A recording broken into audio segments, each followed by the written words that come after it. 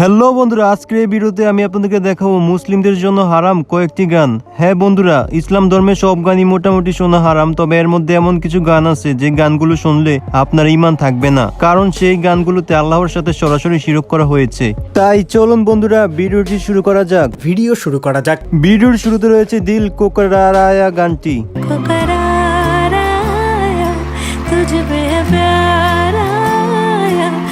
হ্যাঁ বন্ধুরা, এই গানটির একটি লাইনে বলা হয়, দুয়া ভি লাগে না মুঝে, দাওয়া ভি লাগে না মুঝে।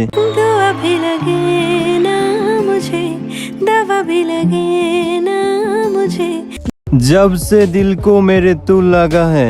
दिल को मेरे तू लगा है।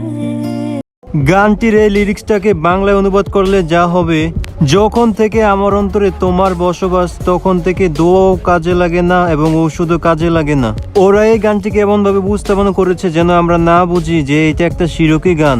এরপরে রয়েছে গড আল্লাহ और ভগবান গানটি। और अल्लाह और भगवान ने बनाया एक इंसान। এই গানটি হচ্ছে ক্রিস 3 মুভির গান। এই গানটির ভুল লিরিক্স হচ্ছে গড আল্লাহ और ভগবান ने बनाया एक इंसान। अल्लाह और भगवान ने बनाया एक इंसान। মানে গড আল্লাহ और ভগবান মিলে একটি মানুষকে বানিয়েছেন। আমরা সবাই জানি শিরকের সঙ্গ হচ্ছে আল্লাহর সাথে অন্য কাউকে তুলনা করা অথবা তাকে অন্য নামে ডাকা। আল্লাহকে যদি ডাকতে হয় তাহলে তার 99 নামটির মধ্যে একটি নাম ধরে ডাকুন, এর বাহিরে আল্লাহকে অন্য নামে ডাকার কোনো সুযোগ নেই। এরপরে রয়েছে বলিউড মুভি দিলওয়ালির অত্যন্ত ভাইরাল গান জানাম জানাম। के हमेशा ही रहना, कभी ना कहना अलविदा। গানটি হয়তোবা আপনারা বহুবার শুনেছেন, কিন্তু গানটিতে থাকা শিরকি লাইনটি আপনারা হয়তোবা খেয়াল করেননি।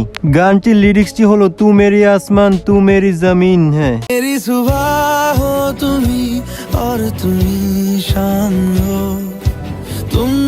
এই লিরিক্সটিকে বাংলায় অনুবাদ করলে দাঁড়ায়, বদলানো আবহাওয়ার মধ্যেই তুমিও পরিবর্তিত বা তুমি চিরস্থায়ী। একটু ভেবে দেখুন, এই মহাবিশ্বে সবকিছুই পরিবর্তনশীল, কিন্তু আল্লাহ তাআলা পরিবর্তনশীল নয়, তিনি চিরস্থায়ী। চিন্তা করে দেখুন, তারা কিভাবে একজন মানুষকে আল্লাহর গুণের সাথে তুলনা করে, নাউজুবিল্লাহ। এই গানে সরাসরি আল্লাহর সাথে শিরক করা হয়েছে, তাই গানটি শোনা থেকে বিরত থাকুন।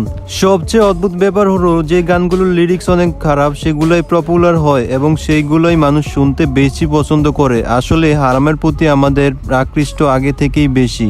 যাই হোক বন্ধুরা, এই গানগুলো শোনা থেকে বিরক্ত থাকুন এবং নিজের ঈমানকে রক্ষা করুন। তো সবাই ভালো থাকবেন, সুস্থ থাকবেন। আসসালামু আলাইকুম। আবারও দেখা হবে নতুন আরেকটি ভিডিওতে।